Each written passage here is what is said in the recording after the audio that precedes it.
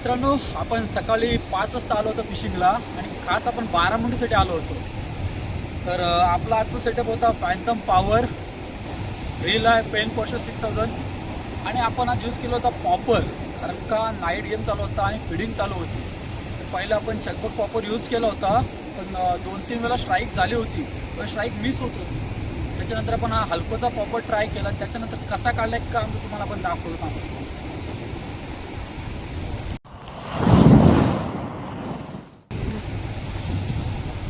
बघा कसा रॉकेट काढलं, रॉकेट रायगडचा टायगर रॉकेट.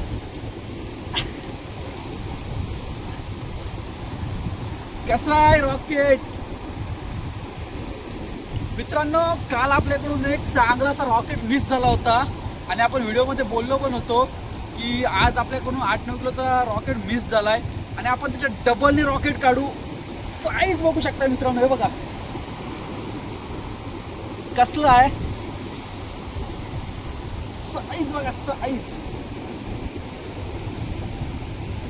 मित्रांनो 15-20 मिनिटं फाईट दिली आणि 20 मिनिटांनंतर आपण त्याला लँडिंग केलेलं आहे. तर जरा अंधार असल्यामुळे सकाळी व्हिडिओ करायला मिळाली नाही, तर तुम्हाला आपण डायरेक्ट आता दाखवतोय.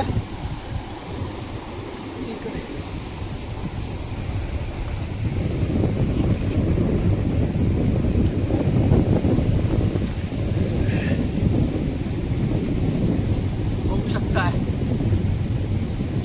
मित्रांनो, बारामुंडी फिशिंग करणं सोपं आहे, पण जेवढं सोपं आहे तेवढं कन्फ्युजेबल पण आहे.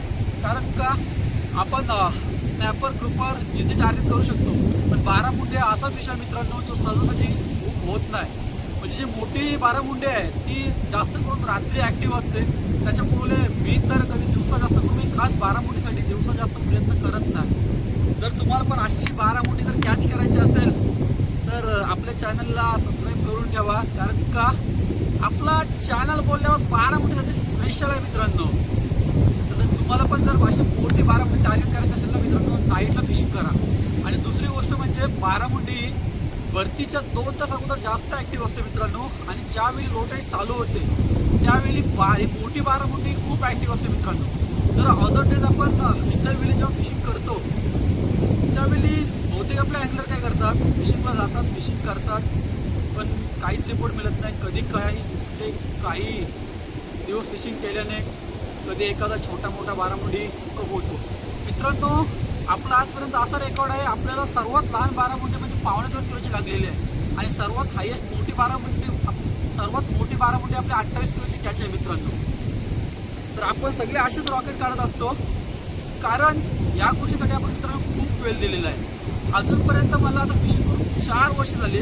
4 वर्षात फक्त मला 2 स्नॅपर कॅच झालेले आहेत अजूनपर्यंत. आणि ग्रुपवर बेट फिशिंगची मित्रांनो बोलत नाही, मी फक्त स्विमिंगचं बोलतोय, कारण का बारामुंडीशी बेट फिशिंगचा काहीच संबंध नाही आहे. कारण का बेटला बारामुंडी लागत नाही, लाईव्ह बेट सोडून बेट फिशिंगला कधीच बारामुंडी लागत नाही. तर तुम्हाला पण जर अशा बारामुंडीमध्ये कॅच करायचं असतील तर त्या गोष्टीसाठी मित्रांनो वेळ देणं गरजेचं आहे. ज्यावेळी आपण एखादा बारामुंडी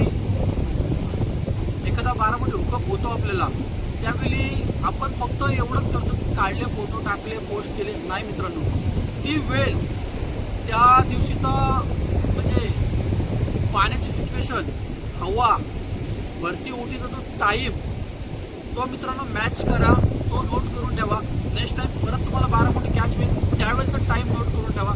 आणि मित्रांनो त्याचा एक कॅल्क्युलेट मारा, म्हणजे भरती आणि ओटीचा टाईम आहे त्यामागचा जो डिस्टन्स असतो ज्यावेळी तुम्हाला कॅच होते तो टाईम मॅच करा आणि त्या टायमिंगला फिशिंग करा. बघा तुम्हाला नक्की सक्सेस मिळेल मित्रांनो. जर कधी ऑदर डेज असं मी कधीही गेलात फिशिंग केला तर बारामुंडी कॅच होत नाही मित्रांनो.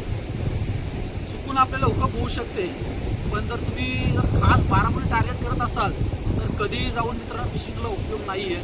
आणि खास करून रात्री 8-9च्या आसपास जर टाईटचा वेळ असेल तर त्यावेळी एकदम बेस्ट टाईम असतो मित्रांनो. आणि सकाळचा 4-5चा टायमिंग असं नाही आहे, रात्री तुम्ही नाईटवर कधी करू शकताय, पण एक ठराविक काल असते मित्रांनो ज्यावेळी बारामुंडी ॲक्टिव्ह असते.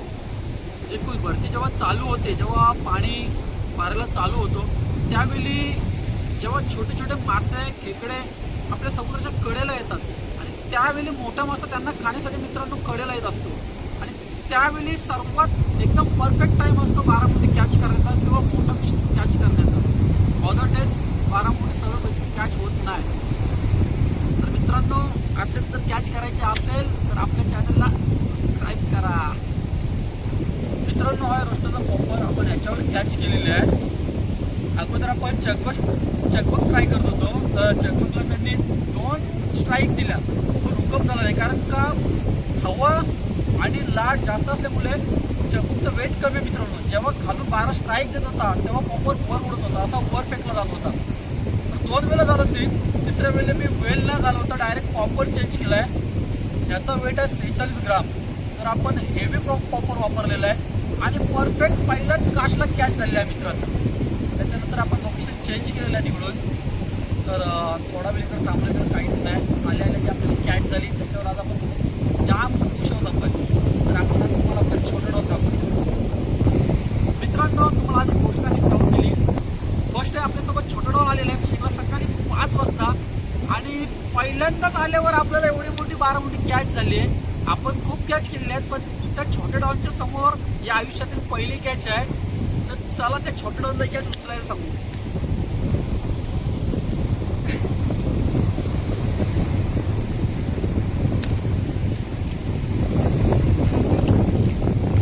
मित्रांनो, आपल्यासोबत आलेला छोटा डॉन फर्स्ट टाइम फिशिंगला आलाय. तिकडून नाही, तो घेऊन उचल. तर आज पहिलं आपण ऐकून घेऊया. कसं वाटलास फिशिंगला?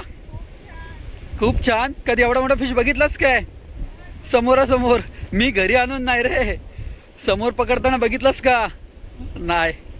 आपला छोटा डॉन लाजतोय. पहिल्यांदा फिशिंगला आले. कसं उचलू झालंय. उचल. अरे वा, आरामात उचललास रे.